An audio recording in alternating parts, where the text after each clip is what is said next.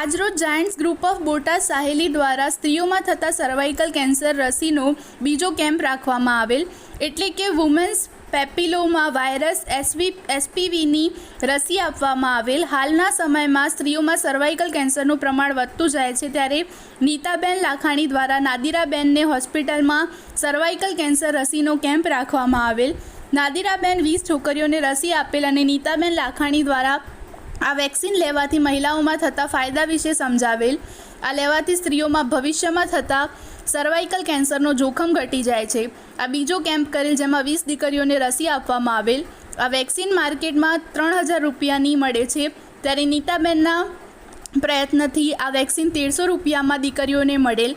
આ project chairman Nitaben Lakhani તથા નાદિરાબેન દરેડિયા રહેલ। આ પ્રોજેક્ટ ખૂબ સરસ રહેલ, તેમજ Giants group of Botad Saheli દ્વારા નાદિરાબેનના નણંદ ઉમાબેન અનવરભાઈ વઢવાણિયા અને શર્મીનબેન બહાદુરભાઈ ફુદા તરફથી બોટાદમાં આવેલ કૃષ્ણધામ વૃદ્ધાશ્રમમાં શ્રીખંડપુરીનો જમણવાર આપવામાં આવેલ તથા સવારનો નાસ્તો આપવામાં આવેલ।